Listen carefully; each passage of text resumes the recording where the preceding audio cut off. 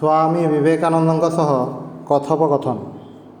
ସ୍ଥାନ ବେଲୁଡ଼ ମଠ ନିର୍ମାଣ କାଳରେ 1898 ଖ୍ରୀଷ୍ଟାବ୍ଦ। ଶିଷ୍ୟ କହୁଛନ୍ତି, ସ୍ୱାମୀଜୀ, ଆପଣ ଏ ଦେଶରେ ବକ୍ତୃତା ଦେଉନାହାନ୍ତି କାହିଁକି? ବକ୍ତୃତା ପ୍ରଭାବରେ ୟୁରୋପ ଆମେରିକାବାସୀଙ୍କୁ ମତାଇ ଆସିଲେ, କିନ୍ତୁ ଭାରତକୁ ଫେରି ଆପଣଙ୍କର ଏ ବିଷୟରେ ଉଦ୍ୟମ ଓ ଅନୁରାଗ ଯେ କାହିଁକି କମିଗଲା, ତାହାର କାରଣ କିଛି ବୁଝିପାରୁନାହିଁ। ପାଶ୍ଚାତ୍ୟ ଦେଶମାନଙ୍କ ଅପେକ୍ଷା ଆମ ବିବେଚନାରେ ଏଠାରେ ହିଁ ଏପରି ଉଦ୍ୟମ ଅଧିକ ପ୍ରୟୋଜନ। ସ୍ୱାମୀଜୀ କହୁଛନ୍ତି, ଏ ଦେଶରେ ଆଗେ ଜମି ତିଆରି କରିବାକୁ ହେବ, ତାପରେ ବୀଜ ପକାଇଲେ ଗଛ ହେବ। କିନ୍ତୁ ପାଶ୍ଚାତ୍ୟର ମାଟି ବର୍ତ୍ତମାନ ବୀଜ ପକାଇବା ପାଇଁ ଉପଯୁକ୍ତ, ଖୁବ୍ ଉର୍ବର। ସେ ଦେଶର ଲୋକମାନେ ବର୍ତ୍ତମାନ ଭୋଗର ଶେଷ ସୀମାକୁ ଉଠିଛନ୍ତି। ଭୋଗରେ ତୃପ୍ତ ହୋଇ ବର୍ତ୍ତମାନ ସେମାନଙ୍କ ମନ ଆଉ ସେଥିରେ ଶାନ୍ତି ପାଉନାହିଁ। ଏକ ପ୍ରକାର ନାହିଁ ନଥିବା ଅଭାବ ବୋଧ କରୁଛନ୍ତି। ତୁମ ଦେଶରେ ନା ଅଛି ଭୋଗ, ନା ଅଛି ଯୋଗ। ଭୋଗର ଇଚ୍ଛା କିଞ୍ଚିତ୍ ତୃପ୍ତ ହେଲେ ଲୋକେ ଯୋଗର କଥା ଶୁଣନ୍ତି ଓ ବୁଝନ୍ତି। ଅନ୍ନ ଅଭାବରେ କ୍ଷୀଣ ଦେହ, କ୍ଷୀଣ ମନ, ରୋଗଶୋକ ପରିତାପର ଜନ୍ମଭୂମି ଭାରତରେ ଲେକ୍ଚର ଫେକ୍ଚର ଦେଇ କ'ଣ ହେବ? ଶିଷ୍ୟ କହୁଛନ୍ତି, କାହିଁକି? ଆପଣ କେବେ କେବେ କହିଛନ୍ତି ଏ ଦେଶ ଧର୍ମଭୂମି। ଏ ଦେଶର ଲୋକମାନେ ଯେପରି ଧର୍ମ କଥା ବୁଝନ୍ତି ଓ କାର୍ଯ୍ୟତଃ ଧର୍ମ ଅନୁଷ୍ଠାନ କରନ୍ତି, ଅନ୍ୟ ଦେଶରେ ସେପରି ହୁଏ ନାହିଁ। ତେବେ ଆପଣଙ୍କ ଜ୍ୱଳନ୍ତ ବାଗ୍ମିତାରେ ଦେଶ କାହିଁକି ମାତି ନ ଉଠିବ, କାହିଁକି ଫଳ ନ ହେବ? ସ୍ୱାମୀଜୀ କହୁଛନ୍ତି, ଆରେ ଧର୍ମକର୍ମ କରିବାକୁ ଗଲେ ଆଗେ କୁର୍ମ ଅବତାରଙ୍କର ପୂଜା ଆବଶ୍ୟକ। ପେଟ ହେଉଛି ସେହି କୁର୍ମ। ଏହାକୁ ଆଗେ ଥଣ୍ଡା ନ କଲେ ତୋର ଧର୍ମକର୍ମର କଥା କେହି ଶୁଣିବେ ନାହିଁ। ଦେଖୁନାହୁଁ, ପେଟର ଚିନ୍ତାରେ ହିଁ ଭାରତ ଅସ୍ଥିର। ବିଦେଶୀଙ୍କ ସହିତ ପ୍ରତିଦ୍ୱନ୍ଦ୍ୱିତା, ବାଣିଜ୍ୟରେ ଅବାଧ ରପ୍ତାନି, ସର୍ବାପେକ୍ଷା ତୁମର ପରସ୍ପର ଭିତରେ ଘୃଣିତ ଦାସସୁଲଭ ଈର୍ଷା ହିଁ ତୁମ ଦେଶର ଅସ୍ଥିମଜ୍ଜାକୁ ଖାଇ ପକାଇଛି। ଧର୍ମ କଥା ଶୁଣାଇବାକୁ ହେଲେ ଆଗେ ଲୋକଙ୍କ ପେଟର ଚିନ୍ତା ଦୂର କରିବାକୁ ହେବ, ନତୁବା ଖାଲି ଲେକ୍ଚର ଫେକ୍ଚରରେ ବିଶେଷ କିଛି ଫଳ ହେବ ନାହିଁ। ଶିଷ୍ୟ ପଚାରୁଛନ୍ତି, ତେବେ ଆମର ବର୍ତ୍ତମାନ କ'ଣ କରିବା ଆବଶ୍ୟକ? ସ୍ୱାମୀଜୀ କହୁଛନ୍ତି, ପ୍ରଥମତଃ କେତେଗୁଡ଼ିଏ ତ୍ୟାଗୀ ପୁରୁଷଙ୍କ ପ୍ରୟୋଜନ, ଯେଉଁମାନେ ନିଜ ସଂସାର ପାଇଁ ନ ଭାବି ପର ପାଇଁ ଜୀବନ ଉତ୍ସର୍ଗ କରିବାକୁ ପ୍ରସ୍ତୁତ ହେବେ। ତେଣୁ ମୁଁ ମଠ ସ୍ଥାପନ କରି କେତେଗୁଡ଼ିଏ ବାଳ ସନ୍ନ୍ୟାସୀଙ୍କୁ ସେହିପରି ତିଆରି କରୁଛି। ଶିକ୍ଷା ଶେଷ ହେଲେ ଏମାନେ ଘର ଘର ବୁଲି ସମସ୍ତଙ୍କୁ ସେମାନଙ୍କ ବର୍ତ୍ତମାନର ଶୋଚନୀୟ ଅବସ୍ଥା କଥା ବୁଝାଇ କହିବେ। ଏହି ଅବସ୍ଥାରେ କିପରି ଉନ୍ନତି ହୋଇପାରେ ସେ ବିଷୟରେ ଉପଦେଶ ଦେବେ। ଆଉ ସଙ୍ଗେ ସଙ୍ଗେ ଧର୍ମର ମହାନ ସତ୍ୟଗୁଡ଼ିକ ସରଳ କଥାରେ ପାଣି ପରି ପରିଷ୍କାର କରି ସେମାନଙ୍କୁ ବୁଝାଇ ଦେବେ। ତୁମ ଦେଶର ଜନସାଧାରଣ ଗୋଟାଏ ଯେପରି ବିରାଟ ନିଦ୍ରିତ ଜଳଜନ୍ତୁ। ଏ ଦେଶର ଏହି ଯେ ବିଶ୍ୱବିଦ୍ୟାଳୟର ଶିକ୍ଷା, ଏଥିରେ ଅତି ବେଶୀ ଶତକଡ଼ା ଜଣେ କି ଦୁଇ ଜଣ ଦେଶର ଲୋକ ଶିକ୍ଷା ପାଉଛନ୍ତି। ଯେଉଁମାନେ ପାଉଛନ୍ତି ସେମାନେ ବି ଦେଶର ହିତ ନିମିତ୍ତ କିଛି କରି ଉଠିପାରୁନାହାନ୍ତି। କିପରି ବା ବିଚାରାମାନେ କରିବେ କହ?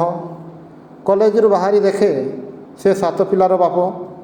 ସେତେବେଳେ ଯାହା ତାହା କରି ଗୋଟେ କିରାଣୀଗିରି, ଖୁବ୍ ଜୋର ଗୋଟାଏ ଡେପୁଟିଗିରି ଯୋଗାଡ଼ କରିନିଏ। ଏହି ତ ହେଲା ଶିକ୍ଷାର ପରିଣାମ। ତାପରେ ସଂସାର ଭାରରେ ଉଚ୍ଚକର୍ମ, ଉଚ୍ଚ ଚିନ୍ତା କରିବା ପାଇଁ ସେମାନଙ୍କର ଆଉ ସମୟ କାହିଁ? ତାହାର ନିଜର ତ ସ୍ୱାର୍ଥ ସିଦ୍ଧି ହୁଏ ନାହିଁ, ପରାର୍ଥେ ପୁଣି ସେ କ'ଣ କରିବ? ଶିଷ୍ୟ ପଚାରୁଛନ୍ତି, ତେବେ କ'ଣ ଆମର ଉପାୟ ନାହିଁ? ସ୍ୱାମୀଜୀ କହୁଛନ୍ତି, ଅବଶ୍ୟ ଅଛି। ଏହା ସନାତନ ଧର୍ମର ଦେଶ। ଏ ଦେଶ ପଡ଼ିଯାଇଛି ସତ, କିନ୍ତୁ ନିଶ୍ଚୟ ପୁଣି ଉଠିବ। ଏପରି ଉଠିବ ଯେ ଜଗତ ଦେଖି ଅବାକ୍ ହୋଇଯିବ। ଦେଖିନାହୁଁ, ନଦୀ ବା ସମୁଦ୍ରର ତରଙ୍ଗ ଯେତେ ଦୂର ଖସିଯାଏ ତାପରେ ସେତେ ଜୋରରେ ଉଠେ। ଏଠାରେ ମଧ୍ୟ ସେହିପରି ହେବ। ଦେଖୁନାହୁଁ, ପୂର୍ବ ଆକାଶରେ ଅରୁଣୋଦୟ ହେଲାଣି। ସୂର୍ଯ୍ୟ ଉଠିବାରେ ଆଉ ବିଳମ୍ବ ନାହିଁ। ତୁମେ ସବୁ ଏହି ସମୟରେ ଅଣ୍ଟା ଭିଡ଼ି ଲାଗିଯାଅ। ସଂସାର ଫଂସାର କରି କ'ଣ ହେବ? ତୁମର ବର୍ତ୍ତମାନ କାର୍ଯ୍ୟ ହେଉଛି ଦେଶ ଦେଶକୁ ଗାଁ ଗାଁକୁ ଯାଇ ଦେଶର ଲୋକମାନଙ୍କୁ ବୁଝାଇ ଦେବା ଯେ ଆଉ ଅଳସୁଆ ହୋଇ ବସି ରହିଲେ ଚଳିବ ନାହିଁ। ଶିକ୍ଷାହୀନ ଧର୍ମହୀନ ବର୍ତ୍ତମାନ ଅବନତିର କଥା ତାଙ୍କୁ ବୁଝାଇ ଦେଇ କୁହ, ଭାଇମାନେ ଉଠ, ଜାଗ, କେତେଦିନ ଆଉ ଶୋଇ ରହିବ? ଆଉ ଶାସ୍ତ୍ରର ମହାନ ସତ୍ୟଗୁଡ଼ିକ ସରଳ ଭାବରେ ତାଙ୍କୁ ବୁଝାଇ ଦିଅ। ଏତେ ଦିନ ପର୍ଯ୍ୟନ୍ତ ଦେଶର ବ୍ରାହ୍ମଣମାନେ ଧର୍ମକୁ ଏକଚାଟିଆ କରି ବସିଥିଲେ। କାଳର ସ୍ରୋତରେ ତାହା ଯେତେବେଳେ ଆଉ ରହିଲା ନାହିଁ, ସେତେବେଳେ ସେହି ଧର୍ମ ଯେପରି ଦେଶର ସବୁ ଲୋକ ପାଆନ୍ତି ତାହାର ବ୍ୟବସ୍ଥା କର। ସମସ୍ତଙ୍କୁ ବୁଝାଅ, ବ୍ରାହ୍ମଣମାନଙ୍କ ପରି ତୁମର ମଧ୍ୟ ଧର୍ମରେ ସମାନ ଅଧିକାର ଅଛି। ଚଣ୍ଡାଳଙ୍କୁ ଏହି ଅଗ୍ନିମନ୍ତ୍ରରେ ଦୀକ୍ଷିତ କର।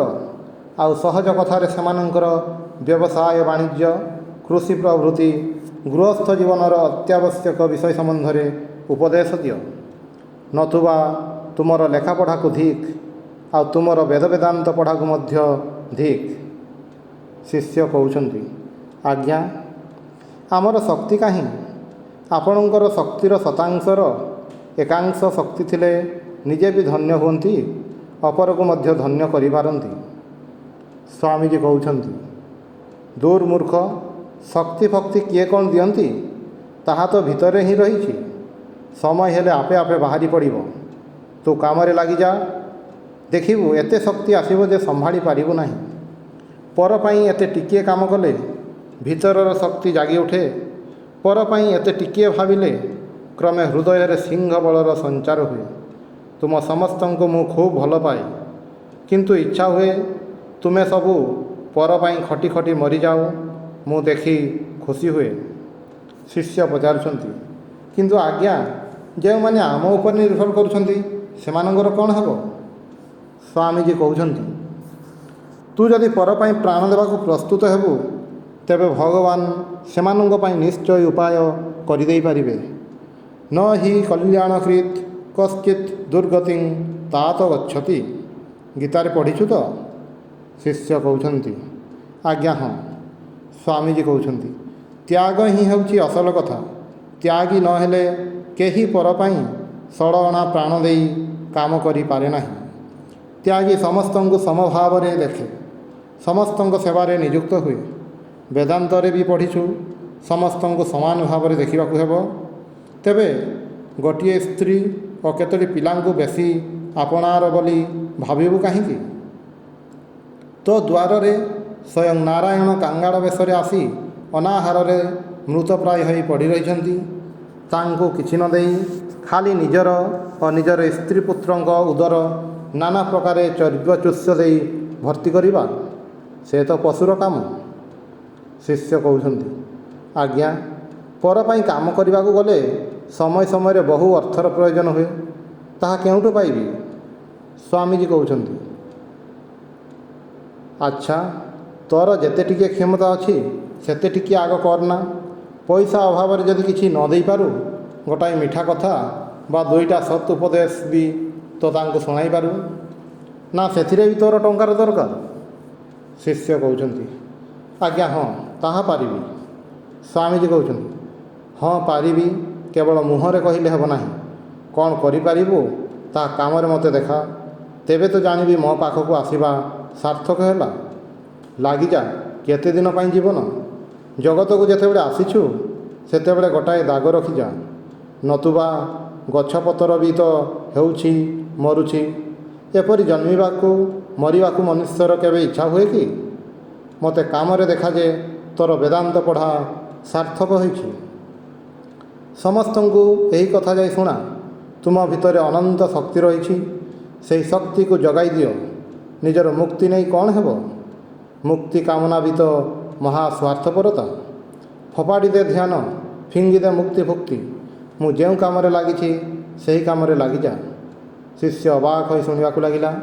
ସ୍ୱାମୀଜୀ ପୁନରାୟ କହିବାକୁ ଲାଗିଲେ, ତୁମେ ସବୁ ଏହିପରି ଆଗେ ଯାଇ ଜମି ତିଆରି କର। ମୋ ପରି ହଜାର ହଜାର ବିବେକାନନ୍ଦ ପରେ ବକ୍ତୃତା କରିବାକୁ ନରଲୋକରେ ଶରୀର ଧାରଣ କରିବେ, ସେଥିପାଇଁ ଭାବନା ନାହିଁ। ଦେଖୁନାହୁଁ, ଆମ ଭିତରେ ଯେଉଁମାନେ ଆଗେ ଭାବୁଥିଲେ ତାଙ୍କର କୌଣସି ଶକ୍ତି ନାହିଁ, ସେହିମାନେ ହିଁ ବର୍ତ୍ତମାନ ଅନାଥ ଆଶ୍ରମ, ଦୁର୍ଭିକ୍ଷ ଫଣ୍ଡ କେତେ କ'ଣ ଖୋଲିଛନ୍ତି। ଦେଖୁନାହୁଁ ନିବେଦିତା ଇଂରେଜ ଝିଅ ହୋଇ ସୁଦ୍ଧା ତୁମର ସେବା କରିବାକୁ ଶିଖିଛି, ଆଉ ତୁମେ ନିଜ ଦେଶର ଲୋକଙ୍କ ପାଇଁ ତାହା କରିପାରିବ ନାହିଁ? ଯେଉଁଠାରେ ମହାମାରୀ ହୋଇଛି, ଯେଉଁଠାରେ ଜୀବର ଦୁଃଖ ହୋଇଛି, ଯେଉଁଠାରେ ଦୁର୍ଭିକ୍ଷ ହୋଇଛି, ଚାଲିଯା ସେ ଆଡ଼କୁ, ହୁଏତ ମରିଯିବୁ। ତ ମୋ ପରି କେତେ କୀଟ ହେଉଛନ୍ତି, ମରୁଛନ୍ତି, ସେଥିରେ ଜଗତର କ'ଣ ଯାଉଛି ଆସୁଛି? ଗୋଟାଏ ମହାନ ଉଦ୍ଦେଶ୍ୟ ନେଇ ମରିଯା। ମରି ତ ଯିବୁ ନିଶ୍ଚୟ, ତେବେ ଭଲ ଉଦ୍ଦେଶ୍ୟ ନେଇ ମରିବା ଭଲ। ଏହି ଭାବ ଘରେ ଘରେ ପ୍ରଚାର କର, ନିଜର ଓ ଦେଶର ମଙ୍ଗଳ ହେବ। ତୁମେମାନେ ହିଁ ଦେଶର ଆଶା ଭରସା। ତୁମକୁ କର୍ମହୀନ ଦେଖିଲେ ମୋର ଭାରି କଷ୍ଟ ହୁଏ। ଲାଗିଯା, ଲାଗିଯା, ଡେରି କର ନାହିଁ। ମୃତ୍ୟୁ ତ ଦିନୁ ଦିନ ପାଖେଇ ଆସୁଛି। ଆଉ ପରେ କରିବି ବୋଲି ବସି ରହ ନାହିଁ, ତାହେଲେ କିଛି ହିଁ ହେବ ନାହିଁ। ଓମ୍ ଶାନ୍ତି ଶାନ୍ତି ଶାନ୍ତି। ହରି ଓମ୍ ତତ୍ସତ୍।